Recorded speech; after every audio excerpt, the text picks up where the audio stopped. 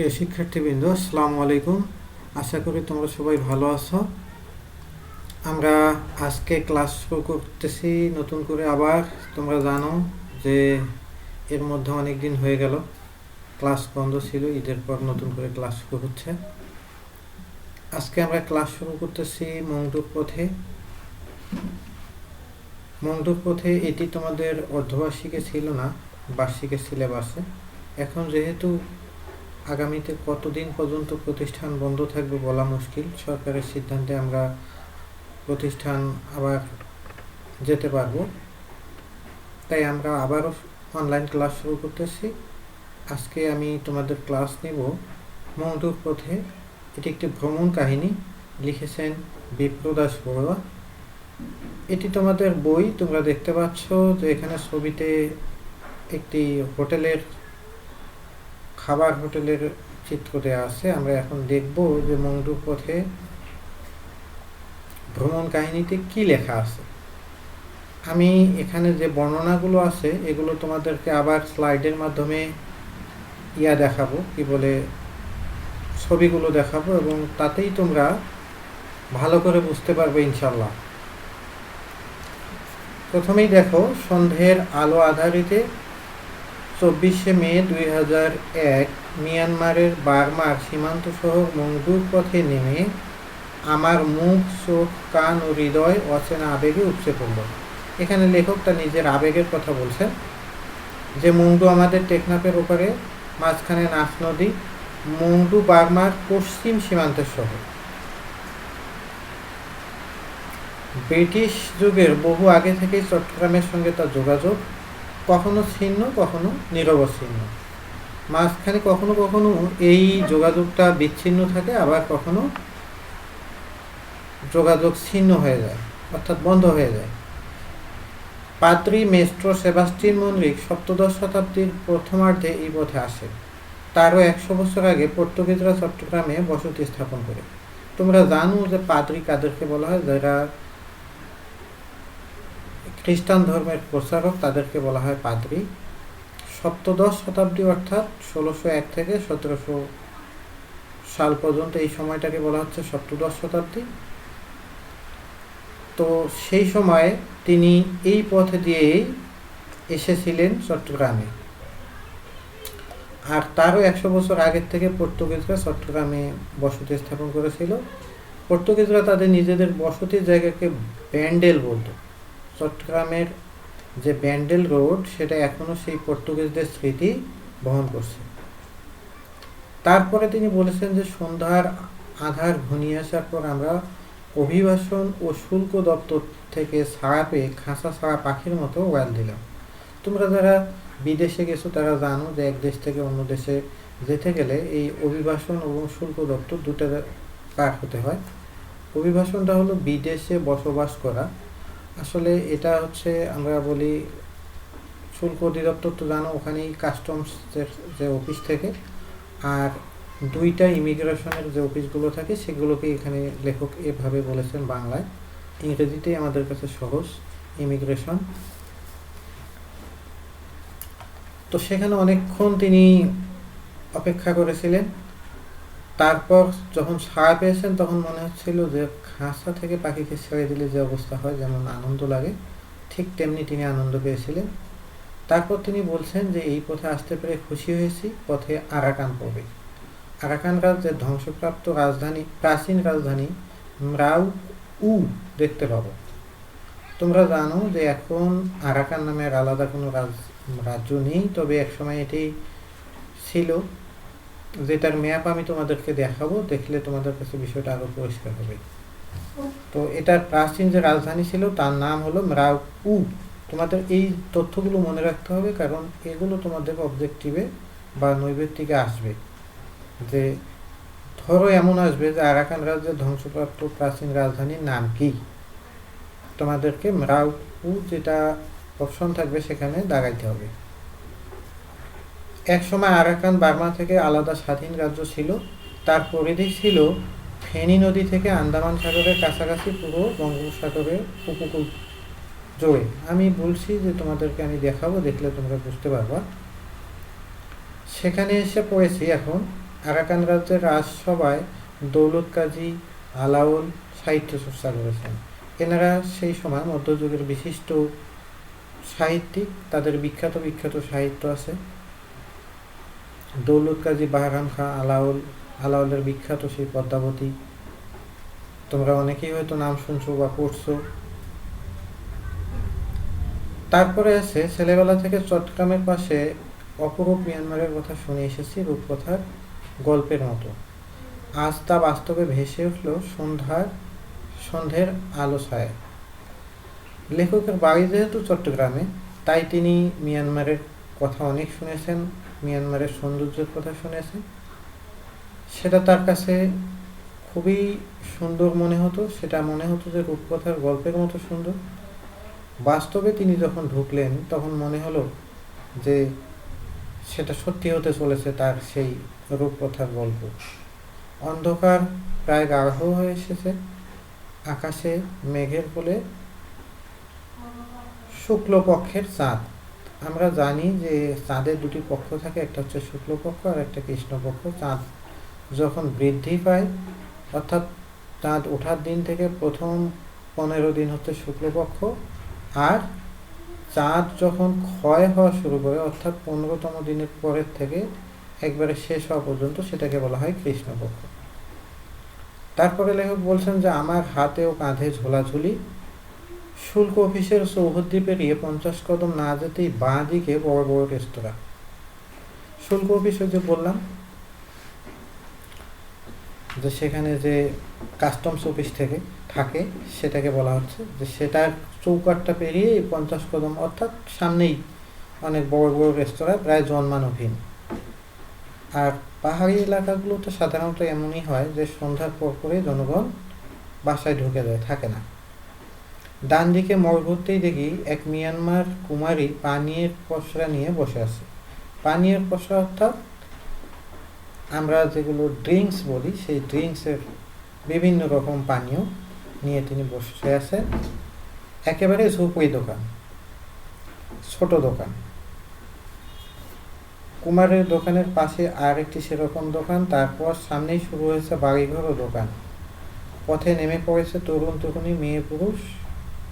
পথে পথে মিয়ানমারের রঙ্গিলা যুবতী তরুণীরা, অর্থাৎ তাদেরকে দেখে, তাদের পোশাক আশাক দেখে, তাদের যে চাঞ্চল্য, সেটা দেখে মনে হয়েছে লেখকের কাছে যে এরা রঙ্গিলা যুবতী তরুণী। কলহাস্যে মুখর, তারা সবাই খুশি, তারা অনেক হাসাহাসি করছে, সেটা লেখকের চোখে পড়েছে। তাদের বাড়ির সামনে দোকানের বাইরে দাঁড়িয়ে আছে কেউ কেউ, যুবক যুবতী, পৌর বৃদ্ধ। মিয়ানমারের সবাই লুঙ্গি পরে, আমরা জানি মিয়ানমারের জাতীয় পোশাক লুঙ্গি। মেয়েদের পরনে লুঙ্গি ও ঝলমলে ব্লাউজ জাতীয় জামা বা গেঞ্জি, চুলে ফুল গোঁজা, চিরুনি ও রিবন ফিতে। আমি তোমাদেরকে ছবি দেখাবো যখন, তোমরা ইনশাল্লাহ বুঝতে পারবা যে আসলে এখানে কি বলা হয়েছে। তারপরে তিনি বলছেন যে পাশ দিয়ে একটা পাইকা চলে যাচ্ছে, 3 চাকার রিক্সা। যেমন মোটর বাইকের পাশে আর একটা চাকা লাগিয়ে কেরিয়ারে বউ বাচ্চা বসতে পারে, এও প্রায় তেমনি। আমি এটারও ছবি দেখাবো তোমাদেরকে। আমাদের রিক্সার মতো, তবে আমাদের রিক্সার মতো হুবহু নয়, একটু ব্যতিক্রম। সারা মিয়ানমারে আমাদের রিক্সার বদলে পাইকা, আর স্থানীয় মুসলমানরা এর একচেটিয়া চালায়। মংডু ব্যবসাও প্রায় ওদের দখলে, আর হিন্দুরাও আছে। তোমরা জানো যে আমাদের এখানে যারা এখন রোহিঙ্গা হিসেবে, অভিবাসী হিসেবে আছে, মানে উদ্বাস্তু হিসেবে আছে, এরা ওই অঞ্চলের মানুষ। ইউনাইটেড হোটেলে পৌঁছলাম, কিন্তু জায়গা হলো না। আগে ভাগে যারা গেছে তারা জায়গা দখল করে নিয়েছে। প্রায় তিনি অনাথের মতো বসকা নিয়ে নতুন হোটেলের উদ্দেশ্যে চললেন। বলছে যে আমরা খুঁজে পেতে পেতে যে হোটেল পেলাম, তার অবস্থা শোচনীয় বললে কম বলা হয়, অর্থাৎ খুবই খারাপ দশা। কেমন দশা? বেড়ার ঘরের দোতলার মাঝ বারান্দায় বসেই টের পেলাম এটা 4র্থ শ্রেণীর হোটেলও হতে পারে। আমরা কোথায় বলি থার্ড ক্লাসের পরেও যে একটা ক্লাস, মানে যার কোনো ক্লাসই নেই, এরকম 4th ক্লাস হোটেল। কাঠের মেঝে, কাঠের যেমন তেমন দেয়াল, বিছানা গিয়ে পরখ করে দেখি উঁচু নিচু চষা জমির মতো তোষক। তোমরা জানো যে লাঙ্গল দিয়ে জমি চাষ করলে জমিতে যে উঁচু নিচু হয়, এই তোষকটা অনেকটা সেরকম। আচ্ছা, মশারিতে বিচিত্র ও বিপরীত ধর্মী নানা রকম উৎকট দুর্গন্ধ। অর্থাৎ হোটেলের মান এতই খারাপ যে জমির তোষক সমান নয়, উঁচু নিচু, মশারিতে বিচিত্র এবং বিভিন্ন রকমের দুর্গন্ধ, মাথার উপরে পাখা আছে মানে ফ্যান আছে, কিন্তু রাত 9টার পর তো বিজলি থাকবে না, বিদ্যুৎ থাকবে না, তখন গ্লাভস পরে হাত ধোয়ার অবস্থা হবে। অর্থাৎ ফ্যান থেকে লাভ নাই, ফ্যানের বাতাস তিনি পাবেন না, পাওয়ার সে সুযোগ নেই, কারণ বিদ্যুৎই তো থাকবে না। নিলাম ফ্যান ছাড়া একটি কক্ষ, মনে পড়লো ফ্যান থাকলেই বা কি, আমার তো রাতে ফ্যান সহ্য হয় না, বাতিও থাকবে না রাতে। মাঝবয়সী এক রমণী আমাদের প্রায় টেনে নিয়ে গেল রয়্যাল রেস্তোরাঁয় রাতে খাওয়ার জন্য। ইউনাইটেড হোটেলে যারা উঠেছে তারা নাকি মুসলিম রেস্তোরাঁয় খেয়ে নিচ্ছে। রয়্যাল রেস্তোরাঁ মন্দ নয়, সুন্দর ঝকঝকে টেবিল তুল, বাসন কুসন ভদ্র মানে ভালো, ভাতের দোকান বলেই উঁচু টেবিল ও প্লাস্টিকের টুল, সম্ভবত চীন থেকে আমদানি ওই টুল। সাধারণত বর্মি রেস্তোরাঁয় নিচু টেবিল ও টুল থাকে। অর্থাৎ এখানে তিনি বোঝাতে যাচ্ছেন যে এখানে তিনি যে রেস্তোরাঁয় খেতে গেছেন সেই, যাই হোক, আমরা যারা বিদেশে গিয়েছি বিশেষ করে পাহাড়ি অঞ্চলে তারা জানি যে সেখানে কীরকম খাওয়ার ব্যবস্থা। ওখানে আমাদের দেশ থেকে যারা বিশেষ করে মুসলিমরা যায় তারা বেশিরভাগই মুসলিম রেস্তোরাঁয় খায়। আর সেখানে যে খাওয়া দাওয়ার ব্যবস্থা, অর্থাৎ তাদের নিজস্ব যে সংস্কৃতি, সেখানে তাদের টেবিল এবং টুলগুলো নিচু, কিন্তু লেখক যেখানে গিয়েছিলেন সেইখানকার টেবিল টুল একটু উঁচু। সম্ভবত লেখকের ধারণা সেগুলো চীন থেকে আমদানি করা, কারণ তাদের নিজস্ব যে টুল টেবিল সেগুলো নিচু হওয়ার কথা, যেহেতু সেগুলো উঁচু সেগুলো চীন থেকে আনা, সেটা লেখকের ধারণা। রেস্তোরাঁ রাখাইন মালকিনের বয়স প্রথমে বুঝতে পারিনি। রাখাইন একটা আমরা জানি যে উপজাতি আমাদের দেশে। মালকিন মানে হচ্ছে রেস্তোরাঁর মালিক, মহিলা মালিক, অথবা মালিকের বউ এরকম বা স্ত্রী এরকম বোঝায়। তো এখানে এই মহিলাই মালিক গল্পে। তিনি তাকে দেখে বয়স বুঝতে পারেননি, বলে কি ওর বয়স হলে কলেজে পড়ে। অর্থাৎ দেখে তার লেখকের মনে হয়েছে ইনি অনেক কম বয়স্ক, কিন্তু যখন শুনেছেন যে তার বয়স হলে কলেজে পড়ে তখন তার কাছে একটু অবাকই লেগেছে। কক্সবাজার ও পটুয়াখালীতে রাখাইন আছে, এখন বুঝতে পারলাম আমার দেশের রাখাইনদের কত কম জানি। তাদের খাদ্যাভ্যাস, আচার আচরণ, ভাষা, সংস্কৃতি সম্পর্কে প্রায় কিছুই জানি না। তাহলে কি করে দেশের সব মানুষের সঙ্গে আমার সখ্য নিবিড় হবে? অর্থাৎ তিনি বলেছেন যে আমাদের দেশেও রাখাইন আছে, কক্সবাজার, পটুয়াখালী, অর্থাৎ সমুদ্র উপকূল বা সি বিচগুলো যেখানে আছে সেখানে এই রাখাইনরা বাস করে। তো তিনি বললেন যে রাখাইনদের সম্পর্কে তিনি তেমন কিছুই জানেন না। আমাদের এই গল্পের এই ভ্রমণ কাহিনীর যে লেখক তিনিও একজন উপজাতিরই মানুষ, কিন্তু তিনি আরেকটি উপজাতি সম্পর্কে তেমন ভালো জানেন না। তাই তিনি বলছেন যে সব মানুষের সঙ্গে যদি সখ্যতা, বন্ধুত্ব নিবিড় করতে হয় তাহলে তাদের সঙ্গে সম্পর্কে জানা আমাদের প্রয়োজন। তাদের ভাষা কেমন, খাদ্যাভ্যাস কেমন, সংস্কৃতি কেমন, তাদের জীবনাচরণ কেমন, সবগুলো আমাদের জানা দরকার। অর্থাৎ তাদের সম্পর্কে যদি আমরা ভালো না জানি তাহলে তাদের সঙ্গে আমাদের বন্ধুত্ব নিবিড় বা গভীর হবে না।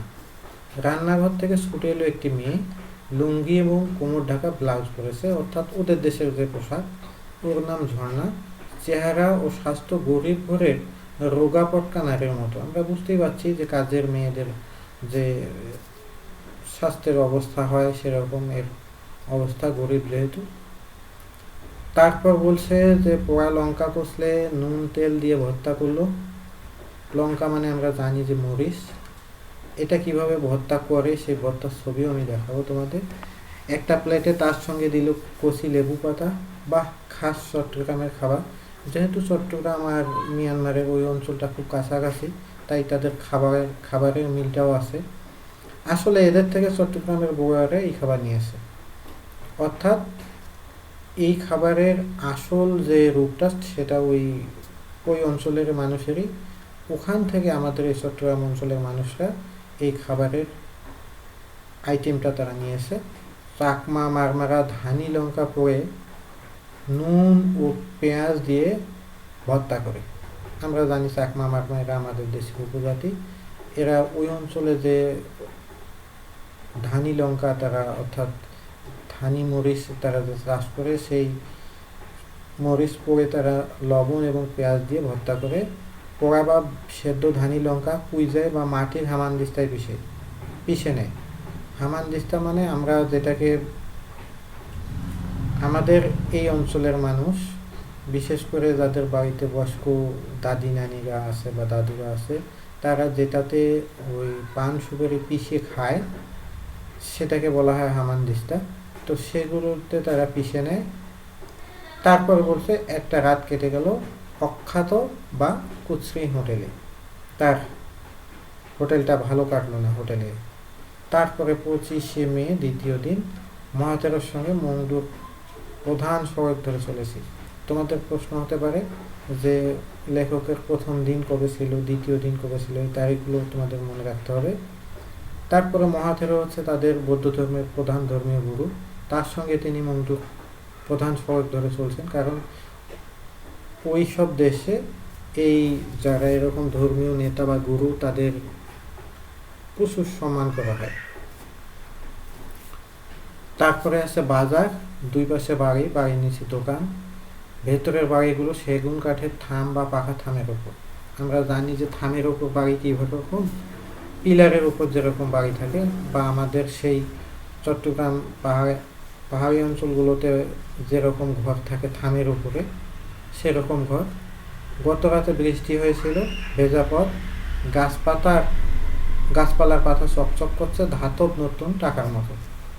সেই গাছপালাগুলো কি বৃষ্টি, শিরীষ, আম, কাঁঠাল, কৃষ্ণচূড়া, সবই আমাদের মতো। পদাউকের পাতা লকলক করছে। পদাউকের সোনা রং ফুল ফোটার এটি সময়। পদাউক হলো এক ধরনের একটা বৃক্ষ যেটার পাতা এবং রং অর্থাৎ আমি সবই তোমাদেরকে দেখাইলে তোমরা বুঝতে পারবো যে আসলে এটাই পদাউক। এটা তোমরা চেনো, যেটা আমাদের দেশে সেন্না বলে। ওদের দেশেও নাম, ওটার মিয়ানমারে ওদের নাম সেন্না, আসলে ভালো নাম পদাউক। মংডুর কিছু গাছ ব্রিটিশ আমলে, ওদের বয়স শতাব্দী বা তারও বেশি। হ্যাঁ, মংডুতে অনেক গাছপালা এবং অনেক বড় বড় গাছ আছে। তোমরা জানো যে আমাদের দেশে যে বড় বড় গাছগুলো আমদানি করা হয়, সেগুলো অনেকগুলোই আমদানি করা হয় মিয়ানমার থেকে, এবং সেই গাছগুলো অনেক বড় এবং অনেক বয়সী, অনেক মোটা। বৃষ্টি, শিরীষ, তেঁতুল এবং আর একটু কম বয়সী নারকেল গাছ আছে, কাঠগোলাপ ও সোনালু। নারকেল সর্বত্র। বাড়ির সামনে নারকেল গাছটির গোড়ার দিকে মাথার সমান উঁচুতে অর্কিড করেছে, তাতে রঙিন ও সাদা ফুল। সেগুলোও আমি দেখাবো, অর্কিড কাকে বলে তোমরা জানো। তারপরে আছে পাইকায় বোরকা পরা মহিলা, তার ওপর মাথায় ছাতা। ছবি তুলতে যেতেই ছাতা দিয়ে আড়াল তুলে দিল, অর্থাৎ তিনি চাচ্ছিলেন না যে তার ছবি লেখক তুলুক। হাঁটতে হাঁটতে শহরের পূর্ব দিকে সেইজা সেতু পার হয়ে গেলাম। নদীর নাম সুধারডিয়ার। এপারে মংডু, ওপারে সুধারপাড়া মুসলিম গ্রাম। সেগুলো আমরা দেখব। তারপরে সেতুর কাছে 5-7 জন মাছ নিয়ে বসেছে, তরিতরকারি নিয়ে বসেছে। গ্রামের ছোট বাজার, 5-6টা বেড়ার দোকান। বড় আঙ্গুলের সমান চিংড়ি কিলো 4 থেকে 500 চেয়া। চেয়া অর্থাৎ মিয়ানমারের মুদ্রাকে আমরা যেমন আমাদের দেশের মুদ্রাকে টাকা বলি, ওদের দেশের মুদ্রাকে বলা হয় চেয়া। সেটার মান আমাদের দেশের টাকার তুলনায় একটু কম, যার কারণে লেখকের কাছে মনে হয়েছে যে এই দামগুলো অনেক কম। অর্থাৎ আমাদের তুলনায় পানির দাম টাকার হিসেবে 40 থেকে 50 টাকার মধ্যে। এখানে একটা প্রশ্ন, তাহলে মিয়ানমারের টাকা আর আমাদের টাকার মান কেমন? ওদের 10 টাকা সমান আমাদের 1 টাকা। নদীর উজান দিকে বিলে দেখা যাচ্ছে চিংড়ির ঘের, অঢেল মাছ পাওয়া যায় ওখানে। চায়ের দোকান থেকে লোকজন আমাদের দিকে তাকিয়ে আসছে। মংটুতে এখনো প্যান্ট দেখিনি, শুধু আমাদের পরনে প্যান্ট, আর মহাথেরও চিবর পরেছেন। চিবর হচ্ছে ওই যারা ভিক্ষু তাদের যে বিশেষ পোশাক, সেটাকে বলা হয় চিবর। সেটা 3টা অংশে ভাগ থাকে, সেই জন্য সেটাকে বলা হয় ত্রিচিবর। বর্মীরা সবাই লুঙ্গি পরেছে, অফিস কাছারিতেও লুঙ্গি। আসলে আমরা যে আমাদের দেশে লুঙ্গি পরি, এই লুঙ্গিটা মূলত বার্মা থেকে আমাদের দেশে এসেছে। গতকাল শুল্ক অফিসের 2জনের প্যান্ট দেখেছি, ওরা পুলিশ, অন্যদের লুঙ্গি। লুঙ্গি, ফুঙ্গি ও প্যাগোডা, এই 3 নিয়ে মিয়ানমার। এই কথাটা তোমাদের জন্য খুবই গুরুত্বপূর্ণ, কারণ এটা খুবই আসে যে লুঙ্গি, ফুঙ্গি ও প্যাগোডা, এই 3 নিয়ে মিয়ানমার কেন বলা হয়েছে। এর ব্যাখ্যা হলো যে ওদের জাতীয় পোশাক লুঙ্গি, ওরা ফুঙ্গিকে অনেক সম্মান করে। ওদের দেশে সব জায়গায় ফুঙ্গিদেরকে দেখা যায়, অর্থাৎ ধর্মীয় গুরু যারা বৌদ্ধ ধর্মে, তাদেরকে সব জায়গায় দেখা যায়। আর প্যাগোডা ওদের দেশে, আমাদের দেশের যেমন মসজিদ অনেক, ওদের দেশে তেমনি ওদের যে ধর্মীয় উপাসনালয় প্যাগোডা, সেটা অনেক। এই 3টাই ওখানে খুব প্রচলিত, এই জন্য এটাকে বলা হয় এই 3 নিয়ে মিয়ানমার। এখানে বলেই দিছে যে ফুঙ্গি হলো বৌদ্ধ ভিক্ষু। এখানে গম মানে ভালো, সাম্পান বা সাম্পান, আমরা আমাদের দেশে যেগুলো বলি, ওরে সাম্পানওয়ালা গান তোমরা শুনছো, তার মানে। তারপরে সা মানে শাবক বা বাচ্চা, থামি, বর্মি, রমণীদের সেলাইবিহীন লুঙ্গি ইত্যাদি অনেক শব্দ বার্মা ও আরাকান থেকে চট্টগ্রাম হয়ে বাংলা ভাষায় ঢুকেছে। তারপরে তোমরা দেখতে পাচ্ছ যে এখানে বলছে বাসে চালে যাত্রীদের সঙ্গে ফুঙ্গি, অর্থাৎ বাসের উপরে আমাদের দেশে আগে যেরকম মানুষ উঠতো সেরকম বলছে। পথে ঘাটে ফুঙ্গি, সকালে তারা খালি পায়ে ভিক্ষে করতে বের হন। ভিক্ষে ছাড়া ভিক্ষু বা ফুঙ্গিদের চলবে না, অর্থাৎ তাদের জীবিকাই হলো ভিক্ষা। ভিক্ষুদের পরিধেয় চিবুক সেলাইবিহীন লুঙ্গির মতো, গায়ে আলাদা অন্য এক টুকরো চিবুক থাকে, হাত কাটা, এক কাঁধ কাটা একটা গেঞ্জি থাকে, কোমরে বেল জাতীয় অর্থাৎ সেলাই করা কাপড়ের কোমরবন্ধনী থাকে। এসব মিলে ত্রিচিবর, 3টা চিবর। আচ্ছা, আর হাতে থাকে সাবাইক বা ভিক্ষাপাত্র। আদিতে এটি কাঠ বা লোহার হতো, আর এখন লাক্ষা দিয়ে তৈরি। লাক্ষা মানে এক ধরনের গাছের রস বা আঠা দিয়ে তৈরি এই পাত্রটা। ভিক্ষুদের চিবর বিশেষ মাপের হয় এবং অনেক জোড়া দিয়ে সেলাই করা হয়, এটি নিয়ম। সাধারণ লাল ও লালের কাছাকাছি রঙের চিবর রং করা হয়, মানে এই ধরনের রঙের চিবর হয়। তোমরা যখন আমি দেখাবো তখন দেখতে পাবা।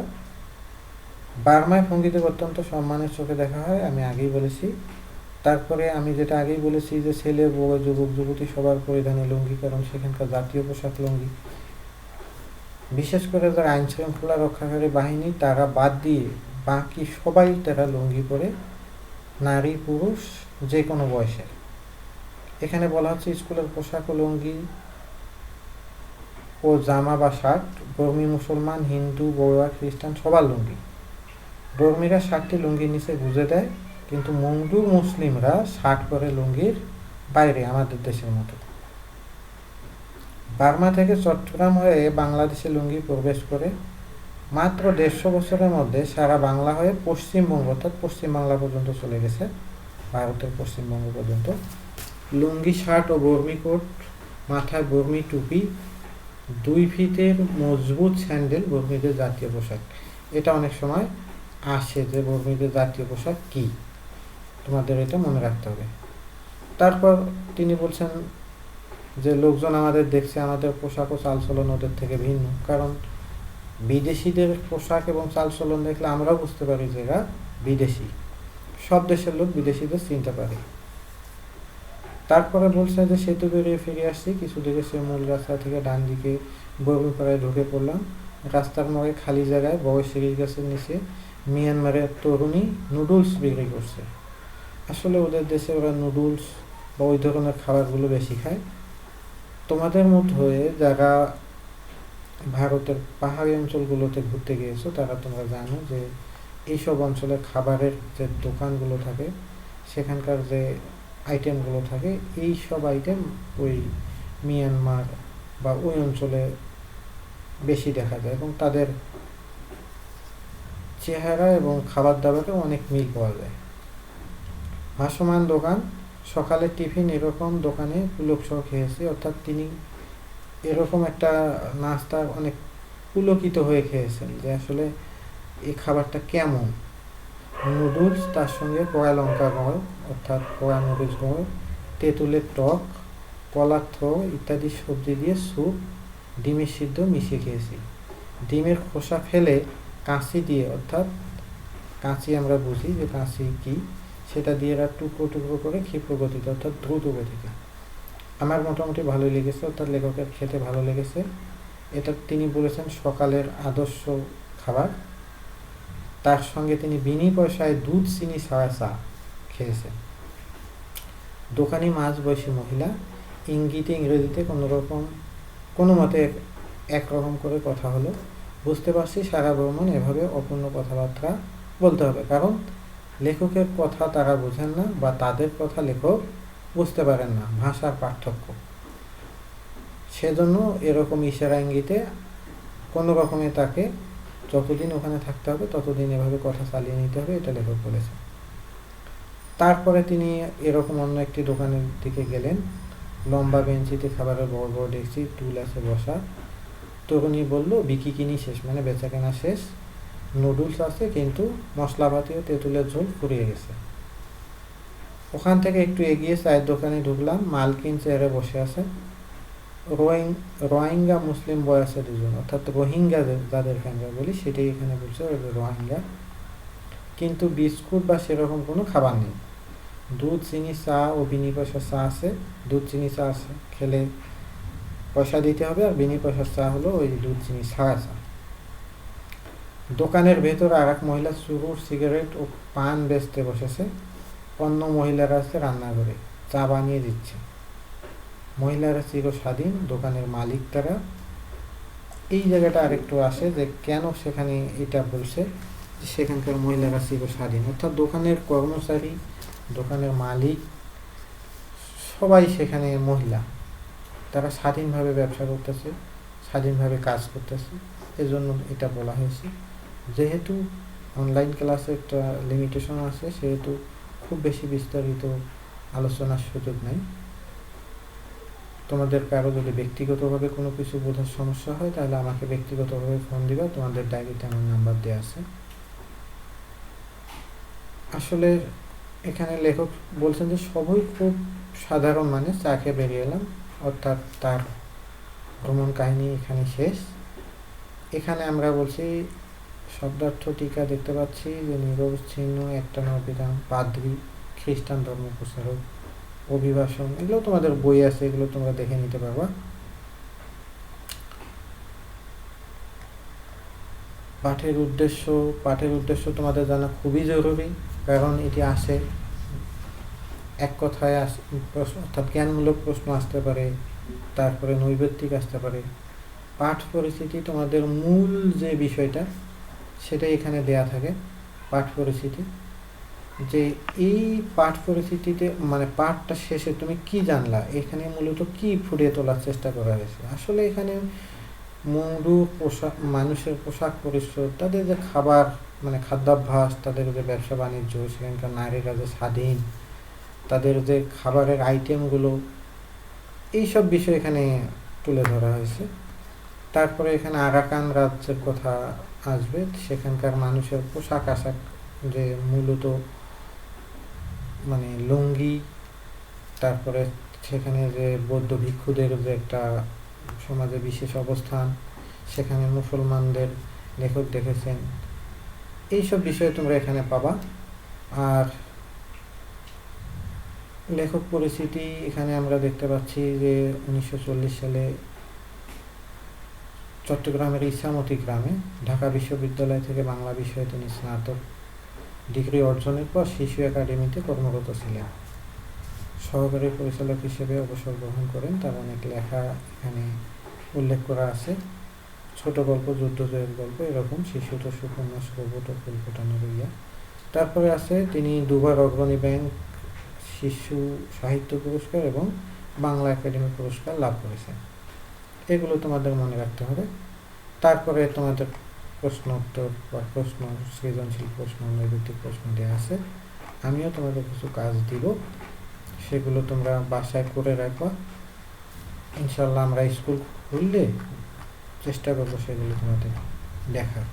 এখন আমি তোমাদেরকে তোমাদের যে এই গল্পের উপরে একটা সচিত্র ক্লাস দেখাবো।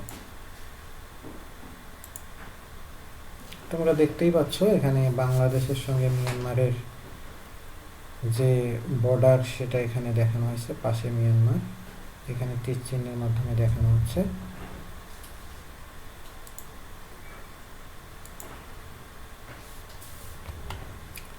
এই যে আমরা দেখতে পাচ্ছি মিয়ানমার, তারপরে এই যে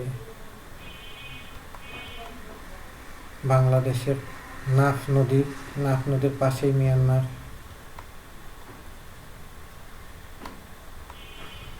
এই যে নাফ নদী,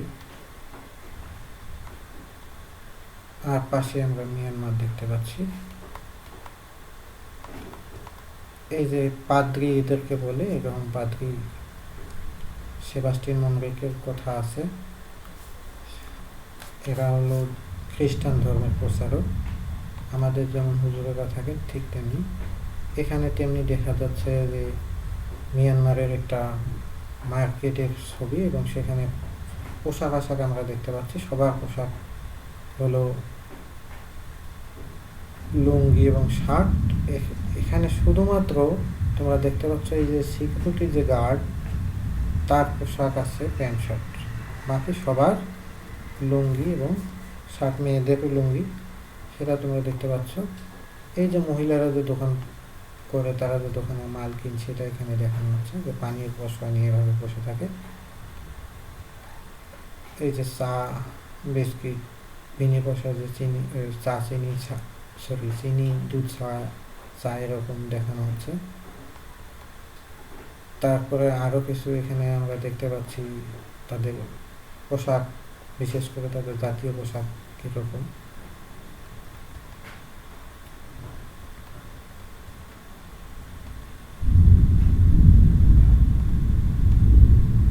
এই যে এটা হলো পাইকা, এভাবে পাইকায় বসে তারা যাতায়াত করে। তোমাদেরকে আগেই বলেছিলাম যে আমি দেখাবো। আমাদের রিক্সা যেমন, ওদের পাইকাটা ঠিক তেমনি, একটু অন্যরকম। এটা হলো এই যে কেরিয়ার, এখানে মালপত্র এবং যাত্রী বহন করা হয়, আমাদের রিক্সায় যেমন করা হয়। তারপরে এই যে মিয়ানমারের যে প্যাগোডা বা সেগুলো দেখানো হচ্ছে, ইউনাইটেড হোটেল, তারপরে রয়্যাল রেস্তোরাঁ, তারপরে যে তাদের যে নুডলস বা খাবারগুলো সেখানে কিভাবে দেয়া হয়, সেগুলো লেখক যেভাবে বর্ণনা দিয়েছেন সেভাবে আমরা দেখতে পাচ্ছি।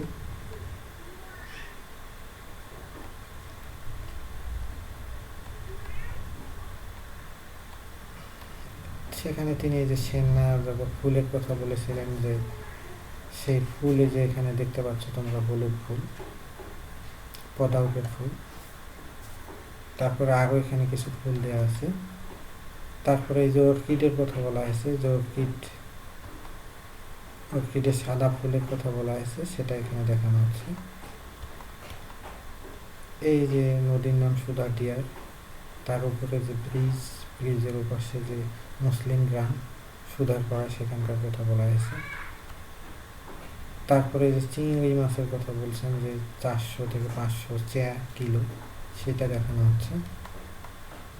এগুলো হলো সামুদ্রিক মাছ। আমরা সেখানকার সবজির বাজারের কথা বলা হয়েছে, যে গ্রাম্য সবজির বাজার যেরকম সেরকম আমরা এখানে দেখতে পাচ্ছি। তারপরে এই যে মিয়ানমারের যে মুদ্রা, সেটা আমরা এখানে দেখতে পাচ্ছি। তারপরে এই যে প্যাগোডা এবং ভিক্ষু, এখানে একটা জিনিস দেখতে পাচ্ছ তোমরা, লুঙ্গি ফুঙ্গি আর প্যাগোডা, এই মিয়ানমার, এই তিনটেই এখানে আছে। এই যে এদেরকে বলা হচ্ছে ফুঙ্গি, এই যে এদের এটা পোশাক, এইটাকেই বলা হচ্ছে ত্রিসিবুর। এটার রং এরকম, এটার আকৃতি এরকম। আর এই যে এগুলো প্যাগোডা। আর এখানকার যারা সাধারণ মানুষ তাদের পোশাক আমরা দেখতে পাচ্ছি লুঙ্গি এবং স্বাভাবিক পোশাক। এখানে আমরা মিয়ানমারের মানুষের যে জাতীয় পোশাক লুঙ্গি ফুঙ্গি প্যাগোডা তিন্নি মিয়ানমার সেই জিনিসটি আমরা দেখতে পাচ্ছি। এই যে মিয়ানমারের একটা ছবি দেখতে পাচ্ছি এখানে ঢোকার মুহূর্তে। তারপরে খাবারের ছবি আমরা দেখতে পাচ্ছি। মিয়ানমারের খাবার যেহেতু এখানে উল্লেখযোগ্য অবস্থায় স্থান পেয়েছে তাই এটি তোমাদের আসতে পারে। এখানে নারীরা সেখানকার যে দোকানদার তারা যে ব্যবসায়ী কর্মচারী সবাই তারা যে স্বাধীন সেটা এখানে দেখানো হয়েছে। এই তো, আশা করি তোমরা সবাই ভালো থাকবে, নিয়মিত পড়ালেখা করবে এবং তোমাদের ভবিষ্যৎ যে জিএসসি পরীক্ষা সেটা ভালো করবে এই প্রত্যাশা রেখে আজকের ক্লাস এখানে শেষ করছি। আল্লাহ হাফিজ, আসসালামু আলাইকুম।